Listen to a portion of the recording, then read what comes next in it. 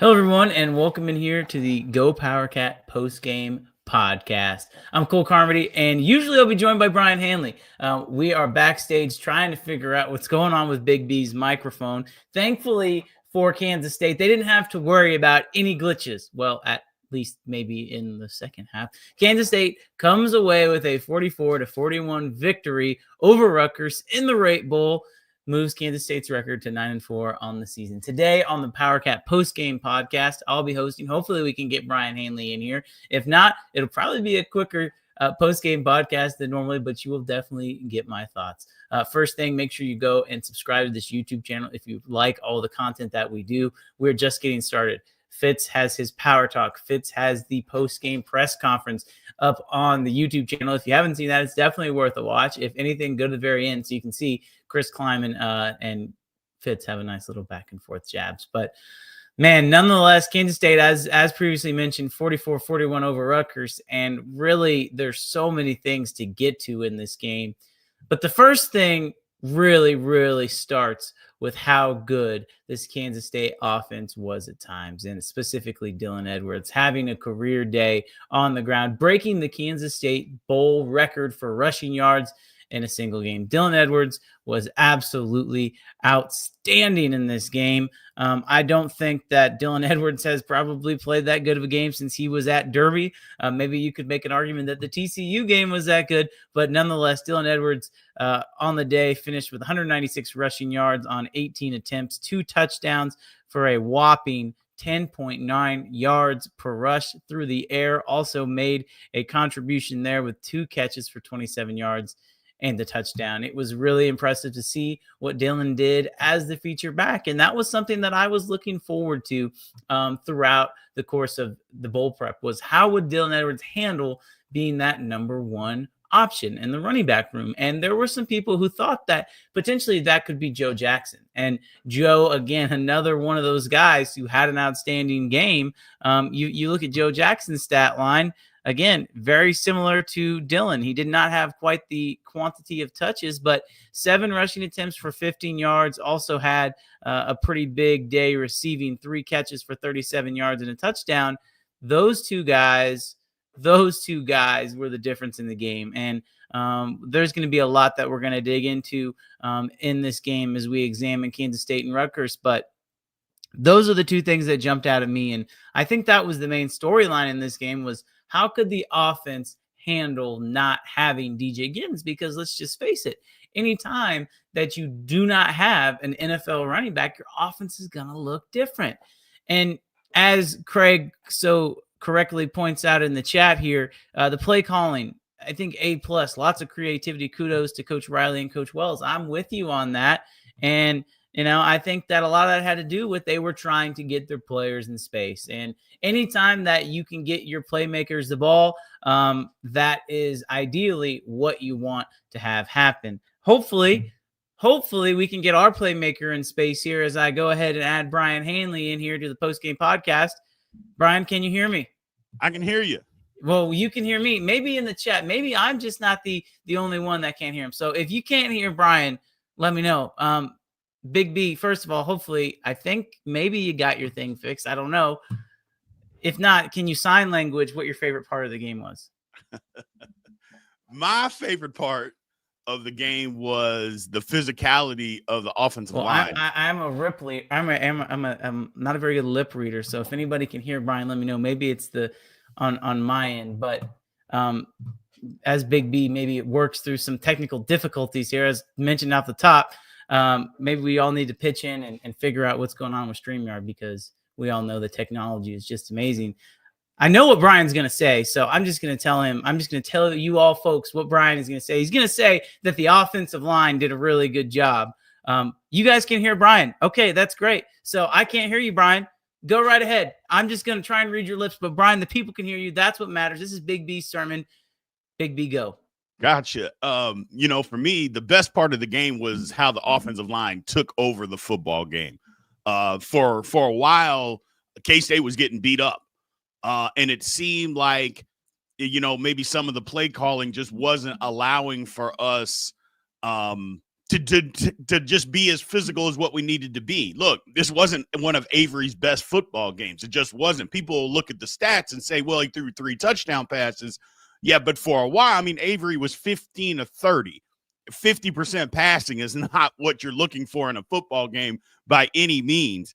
But either way, the offensive line took over the football game. We did a lot of stuff on the outside, which a lot of you, me, and everybody had been calling for this year. Hey, we can't continuously just run the ball in between the tackles. We need to spread them out and run outside. And that's exactly what we did. And it worked. Imagine that. So, look, I'm not saying that Rutgers has the greatest run defense in the world, but what I am saying is do something different when things aren't working. And they did that. They finally just moved and just said, look, we got to spread these things out. We got to run outside the tackles and do a ton outside the tackles. They did that. I was proud of that. But the offensive line just completely took over this football game. They just dominated the football game. When we were down, they said, let's just go to what we can do best. And they did that, and this was the result. Big B, I'm sure what you said was just absolutely legendary and electric. I saw football game and offensive line on your lips multiple times. So I'm going to assume that you believe that the offensive line had a great game. Hey, here's what we're going to do. We're going to make an audible. Rutgers made a lot of audibles at the line. I don't know if you realize that, Big B, but they made a lot of audibles at the line at the last second. K-State would show blitz, and Rutgers would come up to the line, make an audible, and have a huge play. First of all, that's something we're going to get to.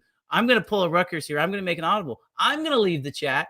I'm going to let you take this for a few minutes while I figure out what's going on in my end, and we'll be back, and we'll make second half adjustments, much like K-State made in the first half. So, Big B, take it away.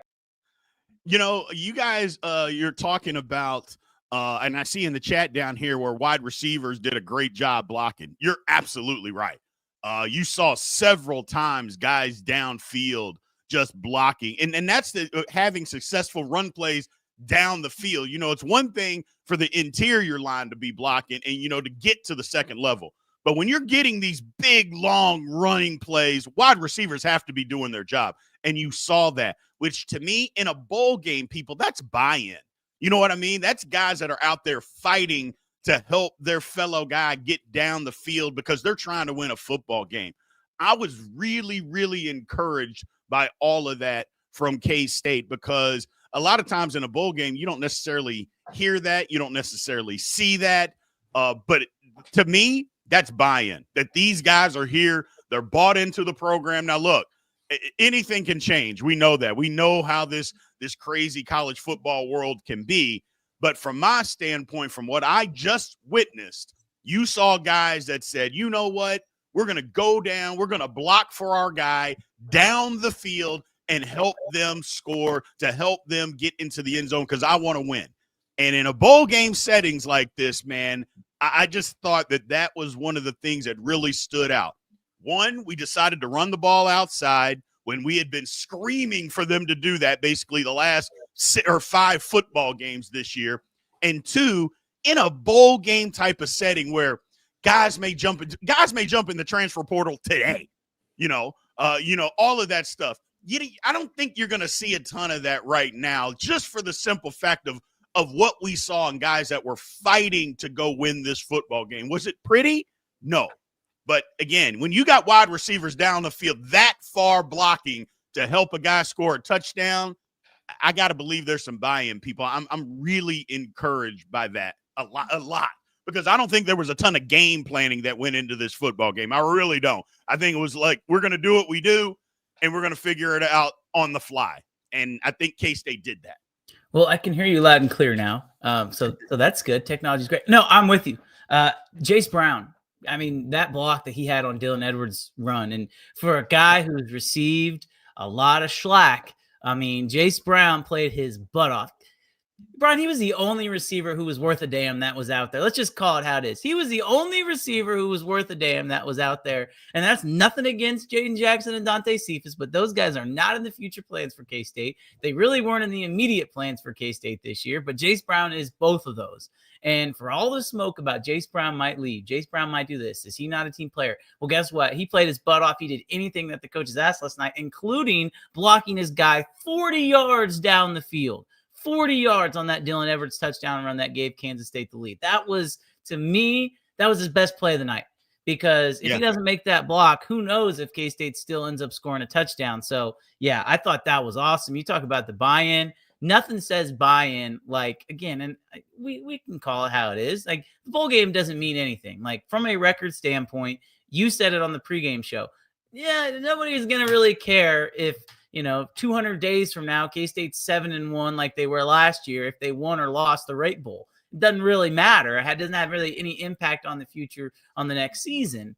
But I do think that carryover, especially with the young guys, Brian, the young guys were the ones who were making plays. That's why it's important, because overcoming adversity, I think, says more about this team than the fact that they found a way to come back and win. I think that they grew a lot as a group, and I think you saw the guys who this team is going to rely on the next 2 seasons be the guys who were the ones stepping up and making plays.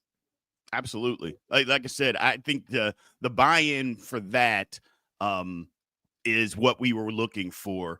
K-State, I'm encouraged by it, Cole, just for the simple fact that K-State is in a situation where there could have been a ton of turnover after a season. Now, I know a lot of fans think 8-4, that's good, but the players didn't think that was good. I can assure you they didn't believe that 8-4 was good. So a lot of times when that happens, you could see a lot of turnover. There wasn't really a whole lot. Now, things can still change. None of it, it's not over yet. Even through the spring, things are not over yet.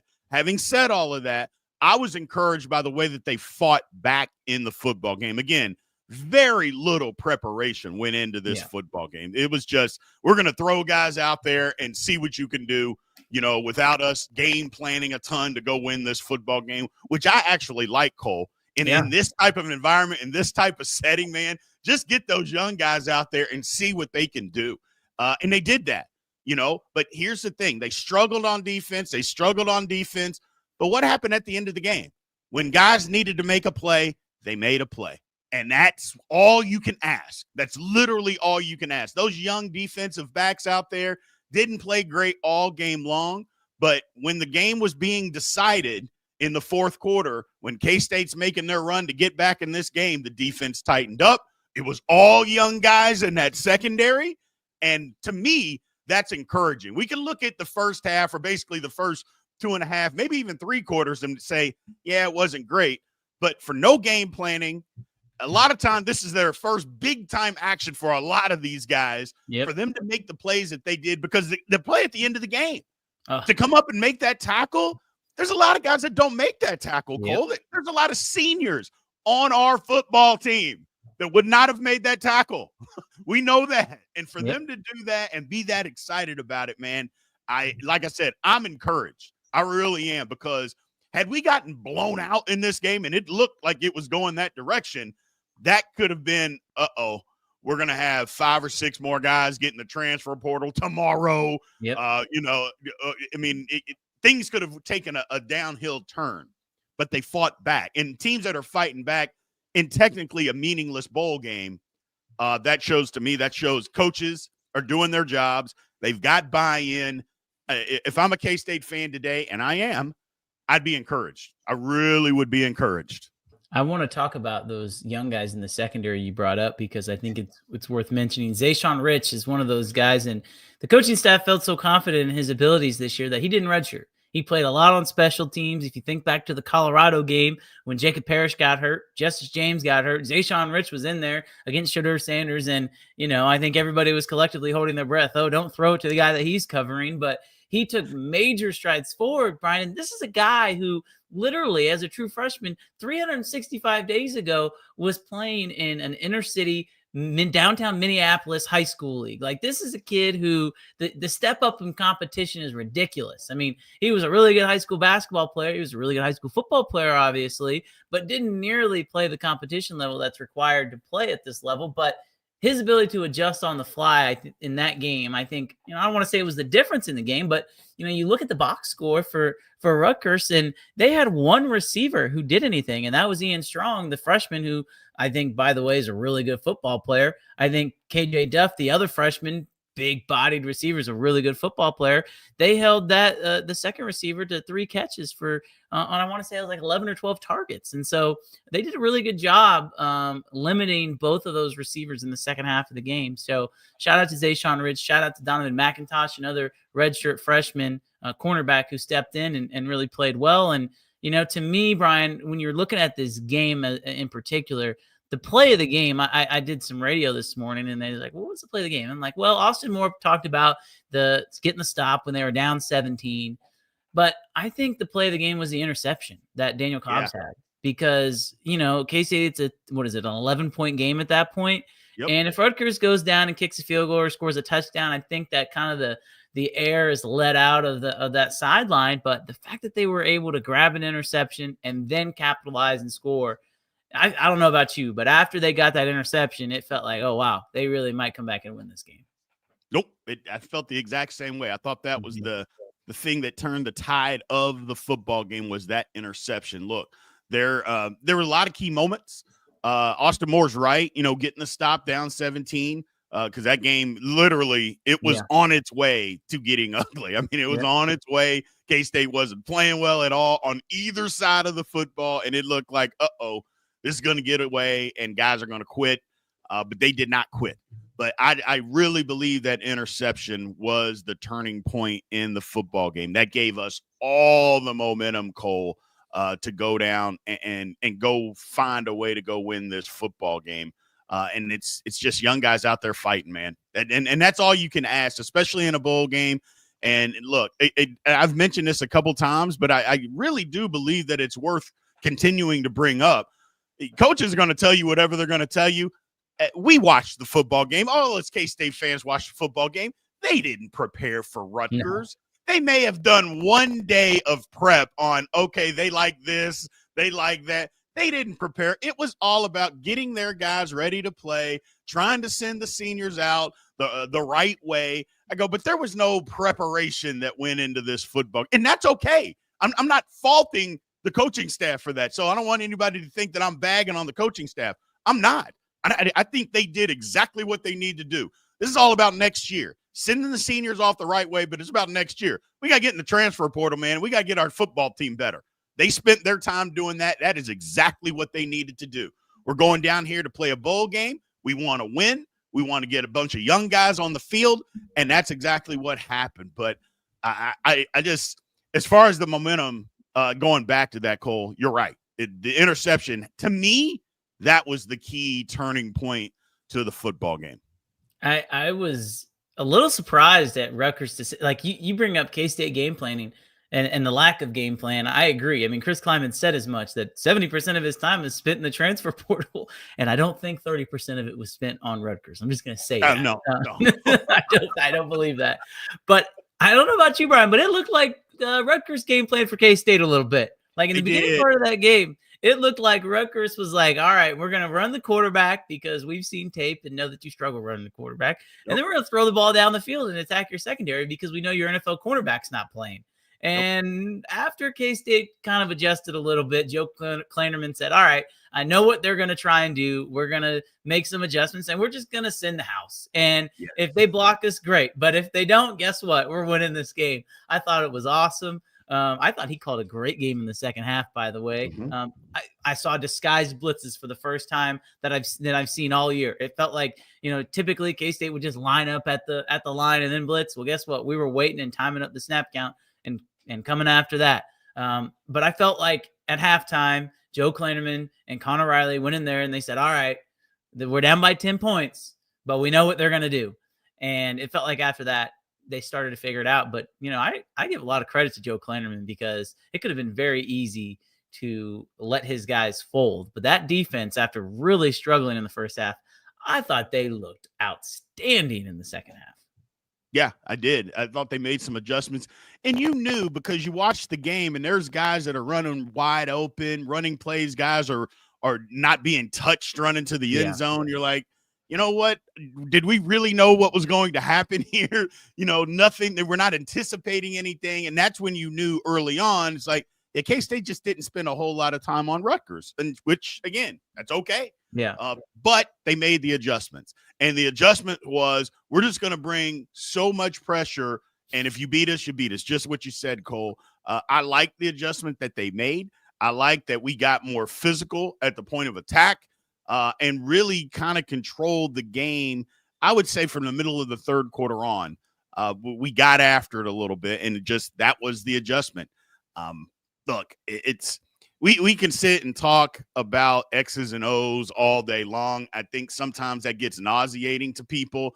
It does to me too, when a lot of times it's just effort. And sometimes the other team, we always forget, and I always try to remind people, they give scholarships out to the other teams too. Like, it's not just K-State who hands out scholarships. We are actually playing against guys that have scholarships, coaches that get paid. Sometimes they are going to just win. The play is just going to work. Like the pick play, the running back out of the backfield. Yep. Sometimes they just win, man. It just is what it is. And you can't win every single down. Now, as a fan / fanatic like myself, I don't want anybody to get in any plays. I want us to win every single play, and I'm furious if they don't. But at the same time, we got to understand that. I just thought it was a good job all the way. First of all, if we're being honest, wasn't this one of the best bowl games that we've seen so far this year, Cole? I mean, no, it's K-State fandom, blah, blah, blah. But wasn't this one of the best bowl? I mean, seriously, and you could even say it was better than the game before, which, went into 6 overtimes or whatever. I just thought this was one of the better bowl games that we've had this year, period. It was. I mean, a Big 12 team versus a Big 10 team, 2 power conferences. You know what? If I'm just as a casual college football fan, you tune in, there's a lot of intrigue in this game because as they were talking about on the broadcast, it did feel like both teams wanted to be there. And that was kind of the vibe that we had talked about pregame is, you know what? A few guys are opting out on each side, but those guys are going to be NFL players. They're not opting out because they're entering the transfer portal. I don't believe Rutgers had very many kids enter the transfer portal at all. In fact, the linebacker and the leading tackler who tore his Achilles in the spring came back for this game. That should just tell you how much this game meant to Rutgers. So, yeah, it was a great game. And, Brian, I want to get your thoughts on this. K-State has the long touchdown run. Then they go for 2. And I don't really quite understand it. At the time, the only thing I could think of was that K-State felt like they had Rutgers on their heels. They just hit a big play, so they're going to run up to the line and go for 2 and try and add 2 more points. And I was okay with that because they scored on a first play touchdown, a long run. You go back up to the line, run another play. They're kind of got their heads down or whatever. But then Greg Schiano pulls the ultimate timeout without calling a timeout, complains about the headset to player communications, and then the referee gets on the microphone and says that actually Rutgers is not, their headsets aren't working, so nobody gets to use their headsets. And it was at that moment that I was like, okay, K-State's going to jog the PAT team back out there and kick the PAT. They tried to catch them napping, and it didn't really work. But, I mean, first of all, I need your opinion. Do you believe that Greg Schiano's headset wasn't working? And second of all, can you explain the 2 points? Because I still have yet to figure out. I almost think, and this is no exaggeration, I almost think that when they were looking at their to go for 2 sheet or not, they didn't realize that how many points they were down by, if that makes sense. They almost felt like they were down by 1 less point than they were actually down, and they were going to try and make it an 8-point game as opposed to a 9-point game. It's like they didn't realize how much they were down by. But either way, just a weird situation. That was my whole thinking because I thought, so you're going to go for 2 here, and you're going to go and try to be down 9 points. I'm like, what is the point of being down 9 versus 10? It literally, you get no advantage. Yeah. You still have to score a touchdown and kick a field goal to win the game. So why not just do I don't know. Like I said, analytics, there's a place for it, but analytics gets in the way a lot, Cole, and I get tired of it. I'm just there was no reasoning. And if any coach tries to explain it away, they're lying. They're flat out lying. They just made a mistake, period. And again, they're human. They're human. But somebody made a mistake on the analytics. Whoever's telling Coach Kleiman, you got to go for 2 here, it was just, I have no idea. But as far as Greg Schiano, his headset not working, if you notice, his headset didn't work for that play. 2 plays later, his headset's back on. So if your headset's not working, why do you have your headset back on 2 plays later? I mean, it is what – look, he's a veteran coach, man. That's what you do. I get it. I love it, actually. Yeah. So I'm not mad at him for that because you got caught off guard, didn't want to waste the timeout. How can you get out of it? The headset's not working. Love it. But no, there was no reason for K-State to go for 2. It's absolutely a mistake, and there's just no ifs, ands, or buts. Because, again, what's the difference between being down 10 and being down 9? You have to get the exact same thing. What do you think? Well, we'll get down 9, so we kick a field goal and win the game? Well, then you missed it. Then you needed 2. It just, made absolutely no sense. No, it didn't make any sense. But you know what? They made the 2-point conversion when they really needed to. When it mattered the most, when they needed to make the 2-point conversion to go up by 3, they did that. And let's talk about some of these individual performers. I brought it up at the beginning, at the top of the show, but it's worth talking about again. I mean, Dylan Edwards named the offensive MVP, 18 carries for 196 yards, 10.9 yards per carry with 2 touchdowns, adds 27 yards receiving and a touchdown through the air. Again, I know people are going to say, well, where was this all year? I understand people who are frustrated with that and the lack of Dylan Edwards' usage. But to me, Brian, it really felt like he was kind of building. Like he would have some big runs, and then he was hitting that big one. And I'm not saying that Dylan Edwards should have gotten 18 touches the entire season. He probably should have got more touches than he did. And not probably, he should have gotten more touches than he did. But I thought that this was a nice glimpse into the future of how K-State wants to use their backfield. Dylan had 18 carries, Avery had 11, and then Joe Jackson 7 for 50. The running game was outstanding, and specifically Dylan Edwards was absolutely unbelievable. Yeah, what a lot of it was, and it wasn't just all outside runs too, because you can't just run him outside and never run him inside. His problem is he's little. So, and you saw him take a few shots, running in between the tackles. But I'm sorry, that's what the job requires. Yep. So, everything just wasn't running outside. But he was running inside. He was getting 5 or 6 yards, and that's what you need. But also what we did was we ran a lot of jet sweeps. I mean, Jace Brown getting the ball running outside. Joe Jackson being a compliment. I thought Joe Jackson probably could have gotten a few more carries. But I thought K-State did a great job of mixing it up. That was something that just didn't happen, Cole, the last 5 games of the season. There wasn't a lot of imagination that was going on. Didn't use Dylan Edwards. Maybe he was banged up a little bit. Well, he was banged up a little bit because he didn't play in a couple of games. So, it just, I don't know. We could have used him more, but even before he got hurt, there were ways that you could have gotten Dylan Edwards the football. There were also times out there where Dylan Edwards was out there with Joe Jackson in the backfield at the same time, running jet sweeps with them. There was just a lot of different things that K-State did in this football game that we didn't see during the regular season that we're going to have to see more moving forward. I don't want to be the low light here or the guy that's the Debbie Downer, but Avery just has to be better. I think the entire offense is better if Avery can get his mechanics together, and if he can get a feel for, okay, I'm going to throw with more anticipation. I'm not going to wait for guys to get open to throw the football. It's, you know what? This is the route that he's running. This is the coverage. Once I'm going to throw the ball, and once he makes his move, I'm going to throw him open. He's going to be open. Once he gets that down, I think K-State's offense takes off. This is a gigantic offseason for Avery Johnson. Just gigantic, because and for being honest, we didn't see the jump last night, Cole, that we thought we would see. But again, how much practice time did they really have? How much did they do? It's not like the regular bowl games that we've seen in years past. So there probably wasn't a ton of work. But this offseason, there's going to be a ton of work. And I'm really excited to see his growth between this year and next year, because he's got to be a 65% passer for K-State, this offense to look like what it wants to look like. It can't be 58%. It's got to be a minimum of 65%. And if it is, K-State's offense is going to be scary. It just will be. And I think part of the reason that Avery had this struggles, I guess you could say, last night. He had two receivers who were basically out there doing cardio in Jaden Jackson and Dante Cephas. I mean, Yeah.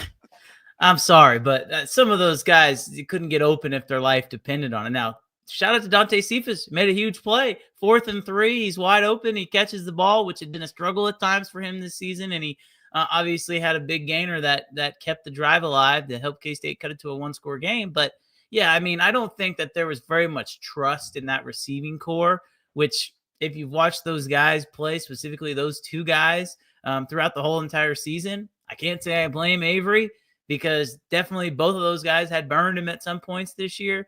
But again, yeah, some of the missed throws, especially to Dylan, I kind of attribute that to, honestly, lack of game reps. Dylan, how many times have we seen Dylan run a wheel route? We've seen DJ do that a million times in his career at K-State, but we hardly have seen Dylan do that at all. So I'm with you. Like, there's no doubt that Avery has to be better. But I think a lot of that had to do with lack of trust, quite honestly, with his receiving course, because it felt like anytime that he threw the ball to Jace, I mean, it was right on the money. And so, yeah, I'm with you, though. I thought Avery, for maybe the limitations he had this season, and specifically this game, he battled through. And I mean, there's something to be said for leading your team down the field and leading your team down from that many. I know that the running game had a major factor on that, but when Avery had to make the plays, man, he stepped up, he made the plays, and I give him a lot of credit for that. Yeah, he has to. I mean, here's the thing that I don't think a lot of people saw during the season, Cole. When he missed that throw to Dylan, Matt Wells literally got into him. And I'm like, yeah, that's a throw. Just lob it to him, and it's a walk-in touchdown. Everything, I mean, you got to learn a little bit of touch. You got to understand that, which, again, young guy hadn't, this is first year starting. He'll get to that. And I think we want the finished product so quickly.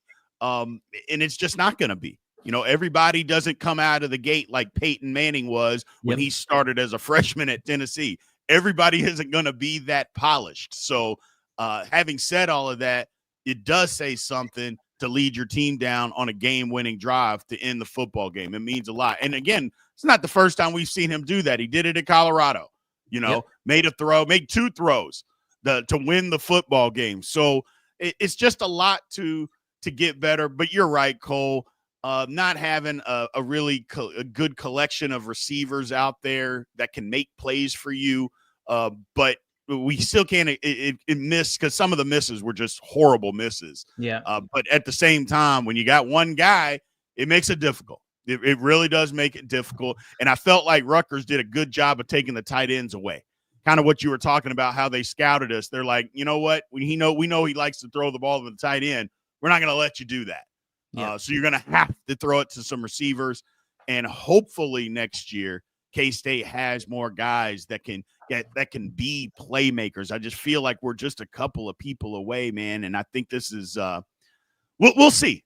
We'll see. I mean, a lot of time between now and next season, but I'm excited. But I thought, like you said, with Avery driving down the football field to win the game, you got to make plays when it's time to make them, and he did it. You got to give him credit for that. For struggling like he did, to just put all that behind him and say, okay, it's time to go win, and he did that, that has to mean something.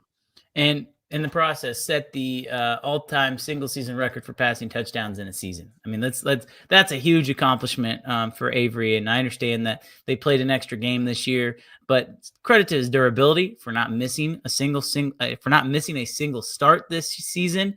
Credit his ability to bounce back after some tough games, and his ability to find open receivers in the red zone for touchdowns. I was pretty impressed. I want to bring this up, and I don't like comparing and contrasting quarterbacks, because I think that when you do that, you lose sight of both players. But I'm going to do this because I feel like Will Howard took his biggest jump between his sophomore and his junior season. That's really not even up for debate. I mean, Will Howard went from a fringe player to, an all Big 12 performer at the back half of his junior season to help K-State win the Big 12 championship.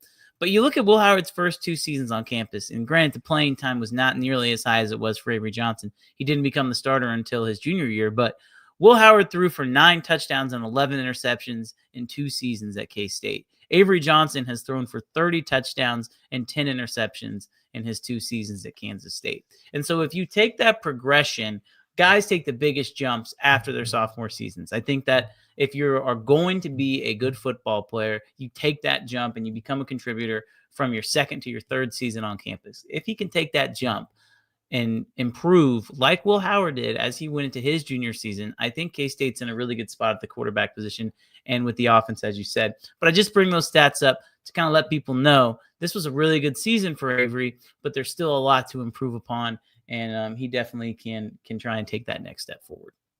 Yeah, no, I absolutely, like I mentioned, he's not a finished product. He doesn't have to be. Not only that, he shouldn't be. You know, it kills me a lot of times, and we're all guilty of this, wanting guys to be finished products by 20 years old. You see it in the NBA more than anything. Now, granted, I don't really like the NBA, but they all think, hey, if you're 20 and you're not in the NBA, well, you're not any good.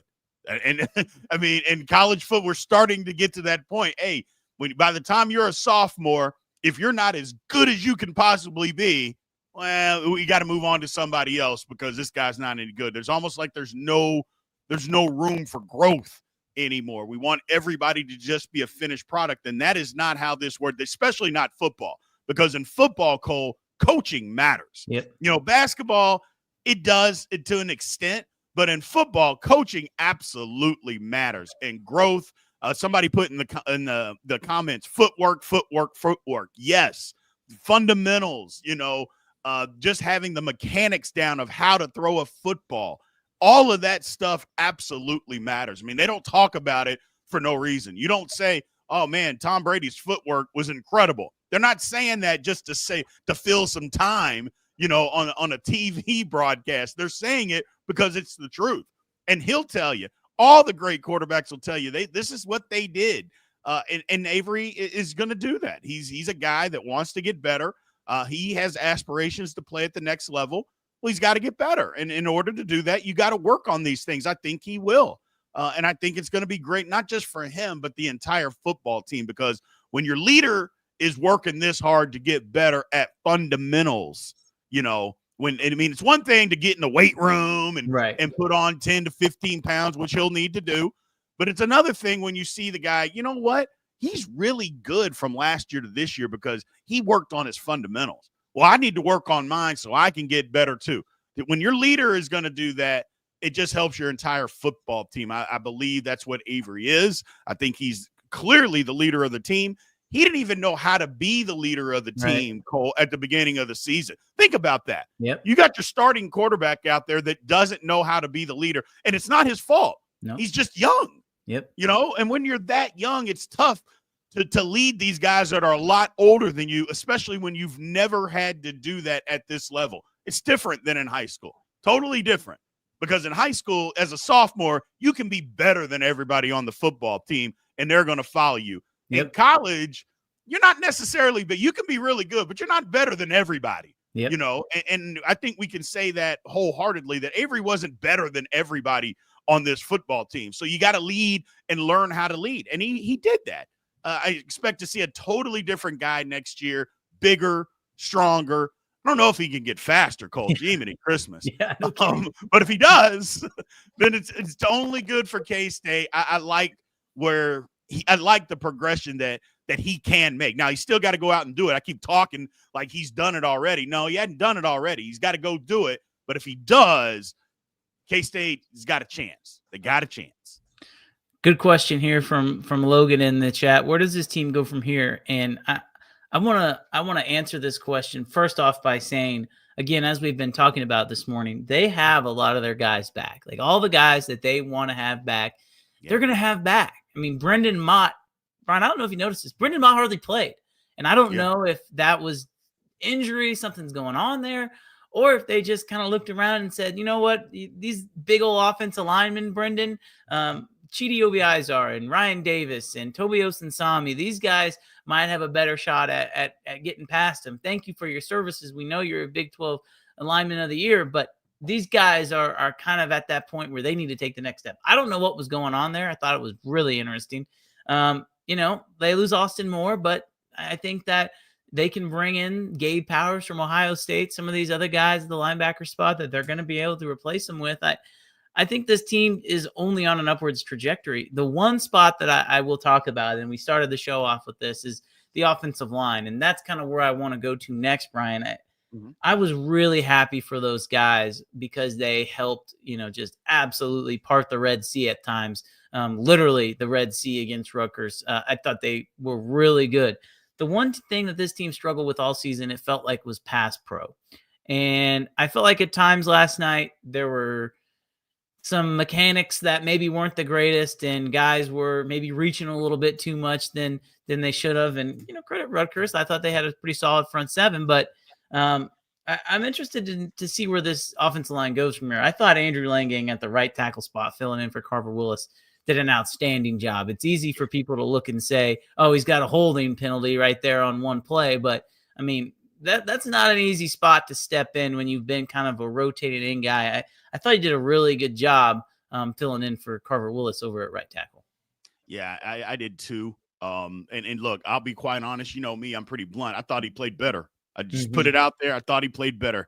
And if that's the effort that we're going to get from him next year, I'm not saying that Rutgers is world beaters or anything, but they had a pretty decent front seven. K-State's in good hands. Having said all that, I think they need to get a little bit more athletic on the offensive line. I think that's part of it. Now, we ran a lot of outside zone stuff last night and ran outside, but you're not doing that with guys that aren't athletic, Cole. Guys that can't get out there and make blocks and reach guys. So I feel good about that. Having said that, I still think you can get a little bit more athletic, still be more physical, but I like where the offensive line can go. I really like where this offensive line can go. I was happy with what they did last night. I mean, how can you not be? Right. They literally took over the football game. But I'm looking forward to seeing what we do. I know some people hate the transfer portal. Hey, get over it, man. It's part of college football. K-State needs to dive into that. K-State's got a good track record with offensive linemen.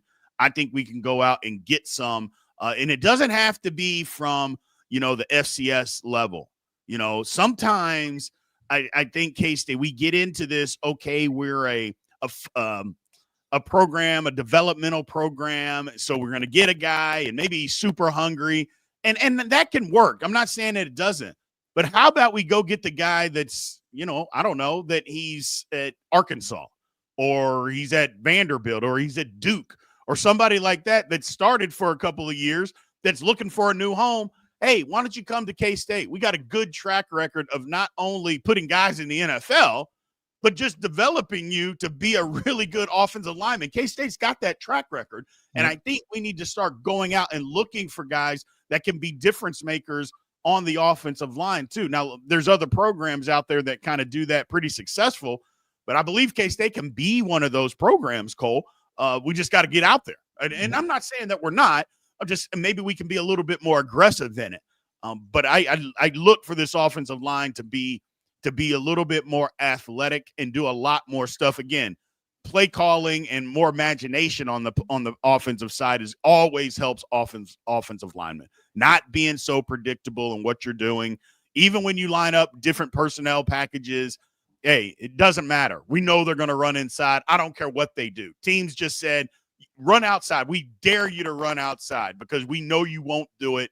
Last night they did it and it worked. I think we just got to see more of that. Trust your athleticism. Trust your playmakers. Trust your offensive linemen to get out there and make the blocks, and help them by formation, personnel groups, shifting, motion, all of that stuff. All of that has to help.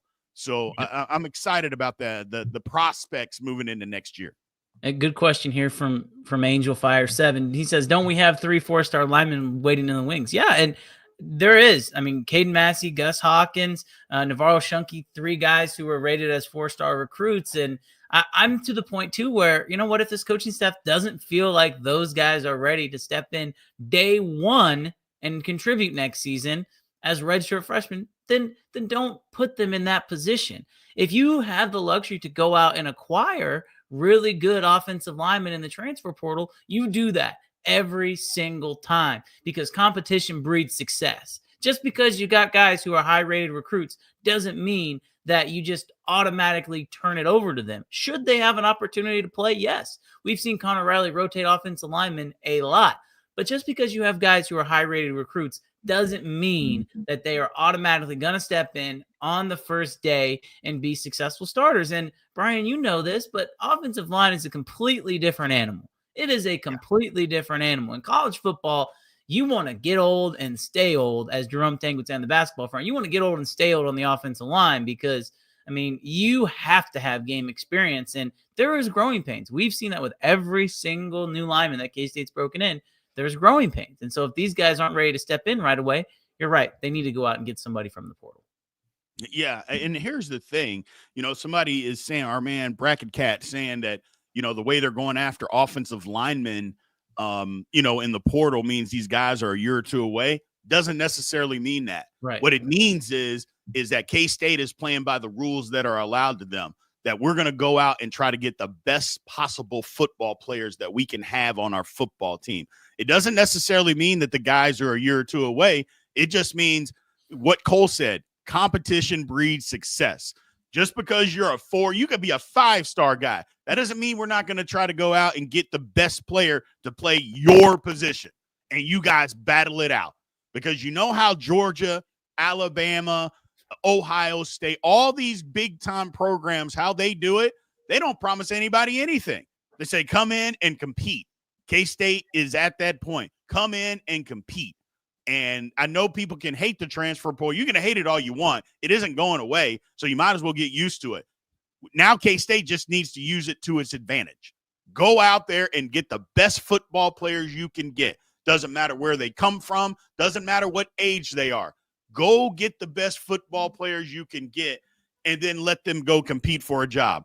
And, yeah, that might mean you have 20 to 25 guys in and out every year. So be it.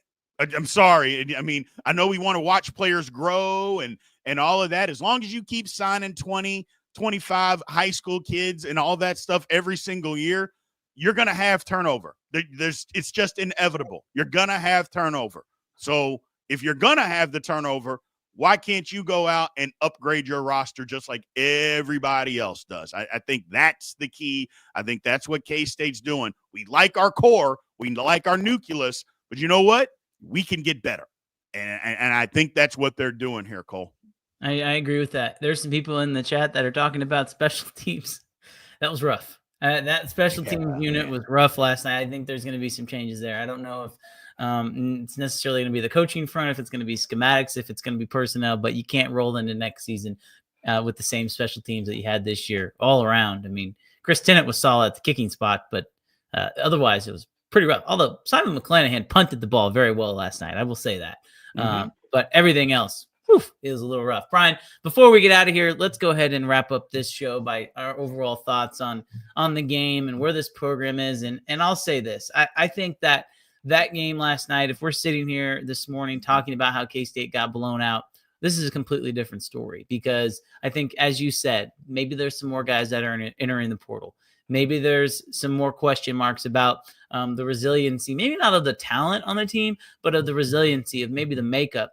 I think that win is so important because not only, as you talked about, did they show some buy-in, but they showed character in that win. And that starts in the locker room. The coaches weren't the ones who, lit a fire under them when they were down by 17 points. That had to come from within each and every player. And that, to me, was the exciting part because for as many times as we've seen this team be down and out, I was honestly expecting them to lose that game when they were down by that many points. I honestly was. And I don't think that you can look at that game in any way other than they got down by 17. They're probably not going to come back. But something changed. I don't know what it was, but something changed to where they dug down and grabbed whatever they wanted to and found a way to win that football game. That says more about the culture of the locker room. That says more about the guys that are in that locker room than the coaching staff. And so I was really impressed with that. And I think that's a very good omen for next year because it shows you that your leaders are here, your leaders are still here, and your leaders are going to continue to lead, which will only bring success in the future.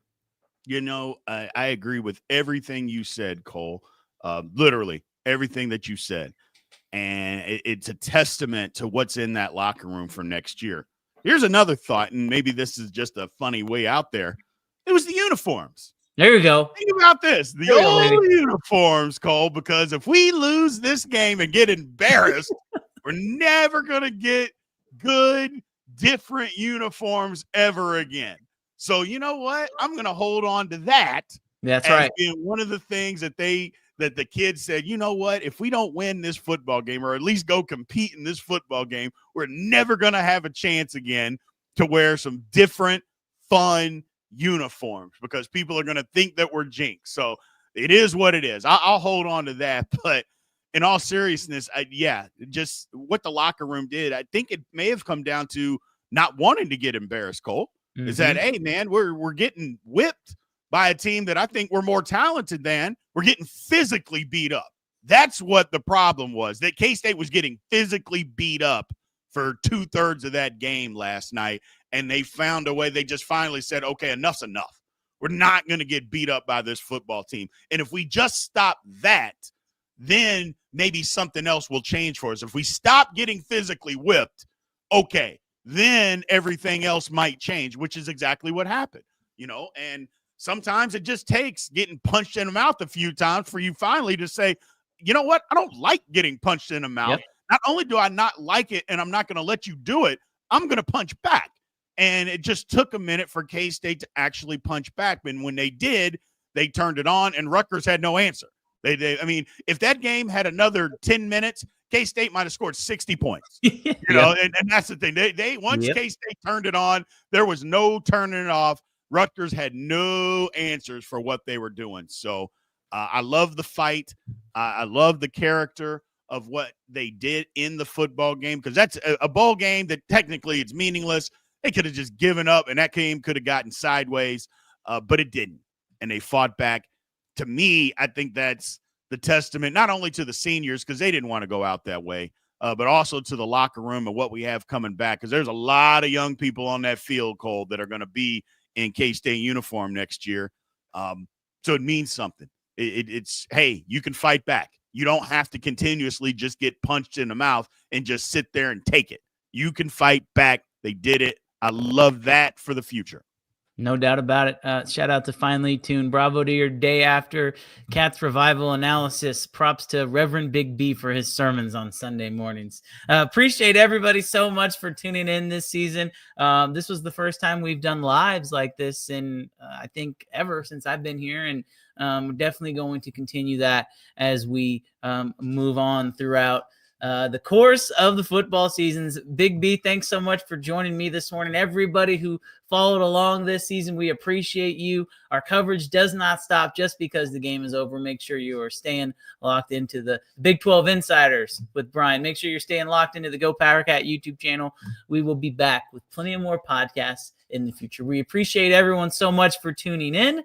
Until next time, have a great long weekend, and we will talk to you later. This has been a GoPowerCat.com and Spirit Street production.